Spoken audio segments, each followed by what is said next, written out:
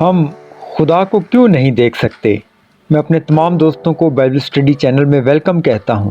میرا نام ناصر جون ہے اور آج ہم دیکھیں گے کہ کیا وجہ ہے کہ ہم خداوند کو نہیں دیکھ سکتے۔ مختصر جواب یہ ہے کہ خداوند روح ہے، جس کا ذکر یوحنا 4:24 میں ہے۔ کیونکہ خدا روح ہے اس لیے ہم انہیں نہیں دیکھ سکتے۔ موسیٰ نے خدا کو دیکھا، تاہم پرانے عہد نامہ میں مختلف مقامات پر چند لوگوں نے خدا کو دیکھا۔ خروج 33:18 میں موسیٰ خداوند سے کہتے ہیں کہ مجھے اپنا جلال دکھا۔ خداوند نے جواب میں کہا، اس بارے میں ایک حوالہ دیکھتے ہیں، خروج 33:19-20۔ اس نے کہا، میں اپنی ساری نیکی تیرے سامنے ظاہر کروں گا اور تیرے ہی سامنے خداوند کے نام کا اعلان کروں گا، اور میں جس پر مہربان ہوں گا اور جس پر کرنا چاہوں رحم کروں گا۔ اور یہ بھی کہا، تو میرا چہرہ نہیں دیکھ سکتا کیونکہ انسان مجھے دیکھ کر زندہ نہیں رہے گا۔ اس کے بعد کیا ہوا کہ خداوند نے موسیٰ کو چٹان میں ایک شگاف میں رکھا اور اسے اپنے ہاتھ سے ڈھانپ لیا تاکہ موسیٰ صرف خداوند کی پیٹھ کو دیکھ سکے۔ اس بارے میں ایک حوالہ دیکھتے ہیں، خروج 33:21-23۔ پھر خداوند نے کہا، دیکھ میرے قریب ہی ایک جگہ ہے، سو تو اس چٹان پر کھڑے ہو، اور جب تک میرا جلال گزرتا رہے میں تجھے اس چٹان کے شگاف میں رکھوں گا، اور جب تک میں نکل نہ جاؤں تجھے اپنے ہاتھ سے ڈھانکے رہوں گا۔ اس کے بعد میں اپنا ہاتھ اٹھا لوں گا اور تو میرا پیچھا دیکھے گا، لیکن میرا چہرہ دکھائی نہیں دے گا۔ اس واقعے کا ایک اور بیان ہمیں خروج 34:5-7 میں ملتا ہے۔ دیکھتے ہیں، تب خداوند ابر میں ہو کر اس کے ساتھ وہاں کھڑے ہو کر خداوند کے نام کا اعلان کیا، اور خداوند اس کے آگے سے یہ پکارتا ہوا گزرا، خداوند خداوند، خدائے رحم اور مہربانی قاہر کرنے میں دھیما اور شفقت اور وفا میں غنی، ہزاروں پر فضل کرنے والا، گناہ اور تقصیر اور خطا کا بخشنے والا، لیکن وہ مجرم کو ہرگز بری نہیں کرے گا، بلکہ باپ دادا کے گناہ کی سزا ان کے بیٹوں اور پوتوں کو تیسری اور چوتھی پشت تک دیتا ہے۔ چنانچہ موسیٰ نے خداوند کو دیکھا، یا یوں کہیں کہ اس نے بادل کو خدا کی تمام تقدس، شان اور عظمت میں نمائندگی کرتے ہوئے دیکھا، اور موسیٰ نے خداوند کو اپنے کردار کا اعلان کرتے ہوئے سنا۔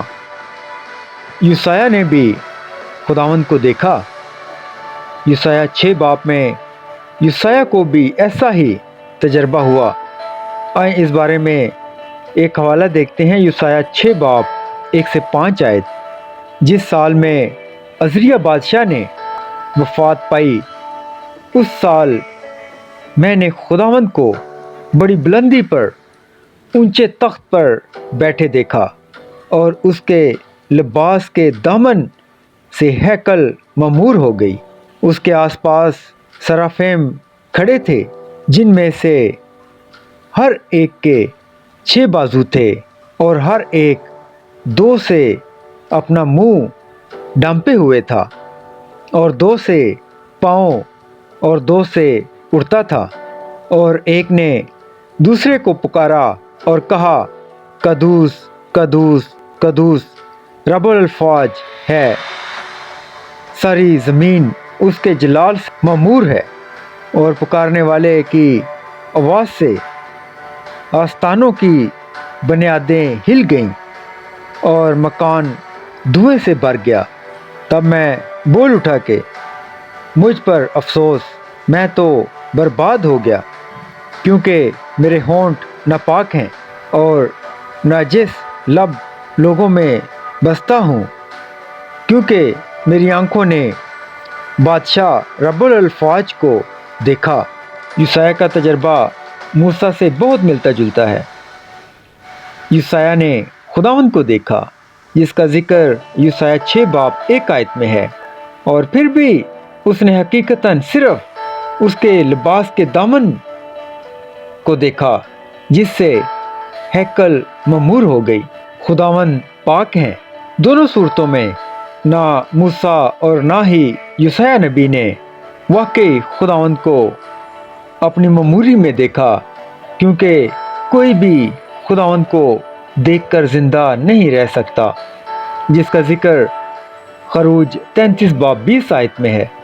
یہی وجہ ہے کہ یوسیہ خوف سے بھرا ہوا تھا۔ یوسیہ 6 باب 5 آیت میں یوسیہ نبی کہتا ہے، مجھ پر افسوس، میں برباد ہو گیا ہوں، کیونکہ میں ناپاک ہونٹوں کا آدمی ہوں اور میری آنکھوں نے خداوند کو دیکھا ہے۔ خداوند مقدس، راست باز، عادل ہیں، جس کا ذکر احبار 19 باب 2 آیت میں ہے۔ آئیں دیکھتے ہیں۔ پھر خداوند نے موسیٰ سے کہا، بنی اسرائیل کی ساری جماعت سے کہہ کہ تم پاک رہو، کیونکہ میں جو خداوند تمہارا خدا ہوں پاک ہوں۔ اسی طرح زبور 7 باب 11 آیت میں بھی ہے، خدا صادق منصف ہے، بلکہ ایسا خدا جو ہر روز قاہر کرتا ہے۔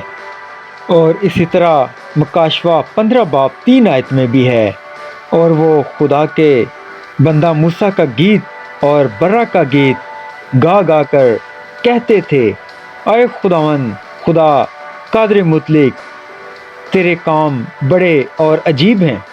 اے ازلی بادشاہ، تیری راہیں راست اور درست ہیں۔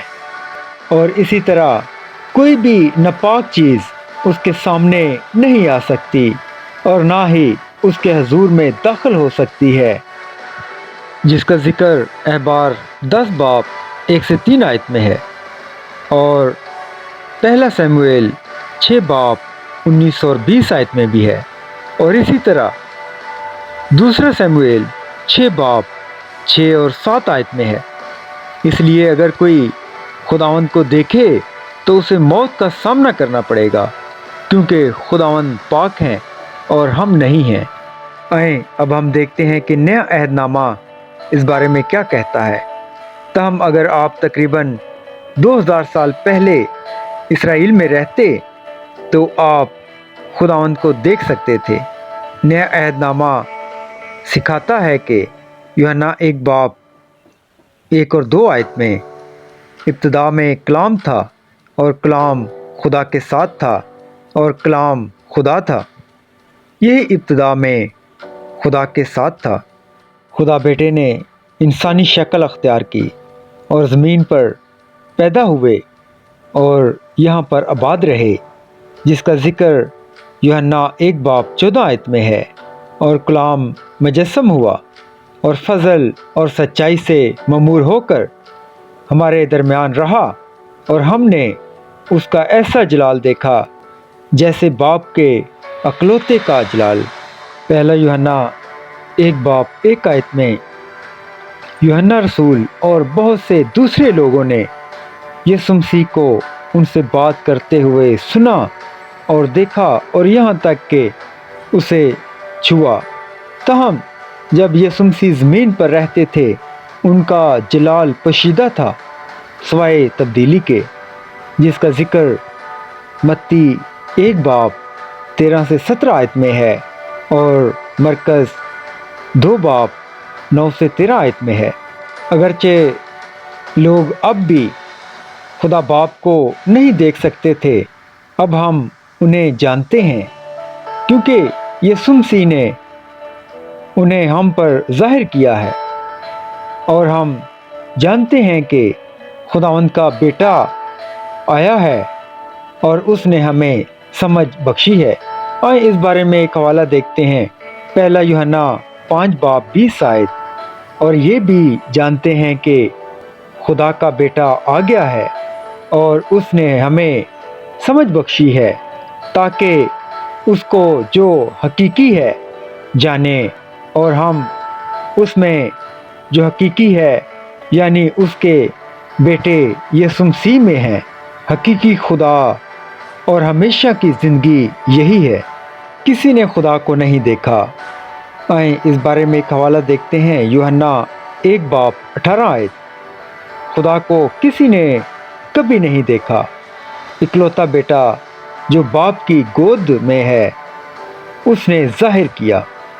ہم سب خداوند کو دیکھیں گے بالآخر جب خداوند اس موجودہ دنیا کو ختم کر دیں گے اور نئے آسمان اور نئی زمین کو تخلیق کریں گے، جس کا ذکر مکاشفہ 21:1 میں ہے۔